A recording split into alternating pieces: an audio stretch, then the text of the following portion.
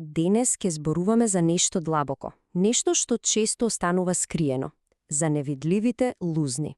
Оние лузни што ги носат луѓето кои пораснале со родител алкохоличар, лузни кои го обликуваат целиот нивен живот долго откако ќе го напуштат домот.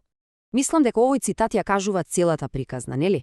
Кога целиот свет на едно дете се врти околу непредвидливоста на зависноста, кога стабилноста на домот зависи од тоа, тоа е товар што ниедно дете не треба да го носи.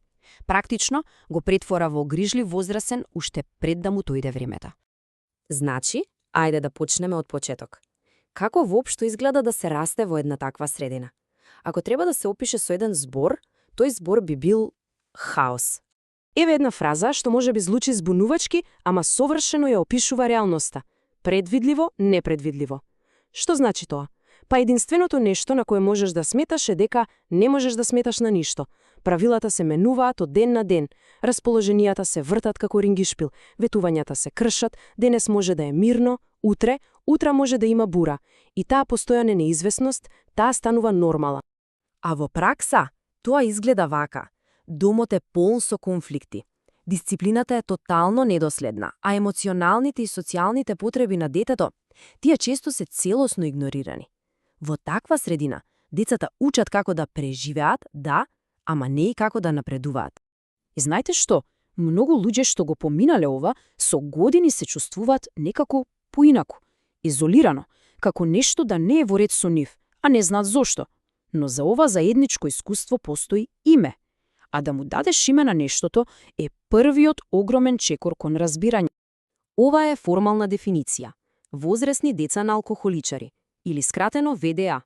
Ова не е само некоја етикета, далеко од тоа. Ова е признание. Признание дека искуствата од детството оставават длабок траен печат врз тоа какви стануваме како возрасни. И ако некој се чувствува сам во оваа преказна, само нека ја погледне оваа бројка. Само во Соединетите Американски држави се проценува дека има над 26,8 милиони возрасни деца на алкохоличари. Значи, ова не е некое ретко искуство. Тоа е споделена реалност за милиони и милиони луѓе. Овој феномен е препознаен насекаде низ светот. Кај нас и во регионот се користат термините ВДА, односно возрасни деца на алкохоличари, но и еден поширок термин – ВДД. Тоа се возрасни деца од дисфункционални семејства. Зошто е ова важно? Затоа што многу од истите овие проблеми се јавуваат дури кога алкохолот не е главниот фактор. Сега, клучното прашање е како тој хаос од детството одекнува во животот на возрастната личност. Последиците се навистина длабоки и, што е најважно, често се несвесни. Ајде да видиме како се манифестираат тие одгласи. Ова е само дел од она што често го нарекуваат листата, цел збир на заеднички карактеристики, страф од авторитети, постојана потреба за одобрување од другите, длабоко вкоренета ниска самодоверба. Ова не се карактерни мани, да се разбереме, ова се механизми за преживување кои со текот на времето станале дел од личноста. Погледнете го овој јас. Од едната страна се основните потреби за здраво детство. Љубов, безбедност, доверба. А од другата, реалноста на детето во дисфункционален дом. Изолација, страф и една длабока неспособност да се верува. Токму во оваа празнина, во овој јас, се раѓаат повеќето подоцнешни проблеми. И ова не носи до еден клучен концепт – параалкохолизам. Што значи тоа? Тоа значи дека личноста ги усвојува истите модели на однесување како и зависникот. Негирање, лоши вештини за справување со проблеми, влегување во дисфункционални односи, иако можеби никогаш во животот не испила ниту капка алкохол. Со други зборови, болеста на семејството станува и нивна болест, вткаена во нивните реакции и односи. Добро, сето ова звучи навистино тешко. И е, но најважната порака од се во ова е дека постои надеж и дека постои пат кон заздравување. Ајде да видиме како изгледа тој пат. Ова е централната вистина. Ова е мотото на закрепнувањето. Минатото не може да се избрише, секако. Но тоа не мора да ја диктира иднината. Болката од детството не мора да биде доживотна казна. Исцелувањето е возможно. Па од каде почнува тоа исцелување? Најчесто почнува со кршење на изолацијата. За луѓе кои го научиле правилото не зборувај, не верувај, не чувствувај, да се најде безбедно место каде што другите навистина ги разбираат, тоа е револуционерно. Групите за поддршка го обезбедуваат токму тоа.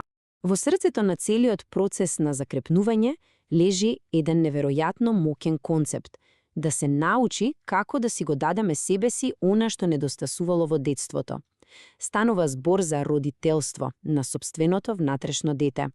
Решението, значи, е да се стане сопствен родител полн со љубов.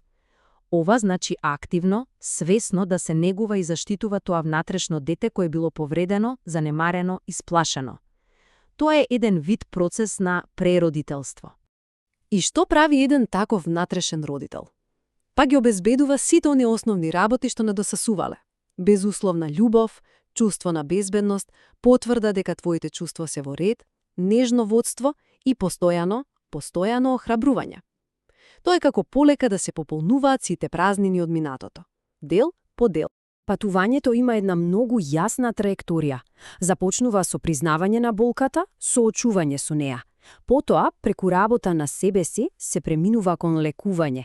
И на крајот, кога личноста ќе заздрави, се случува нешто прекрасно. Се доаѓа до фаза каде што може да им помага на другите, а тоа буди едно ново чувство на цел и комплетност.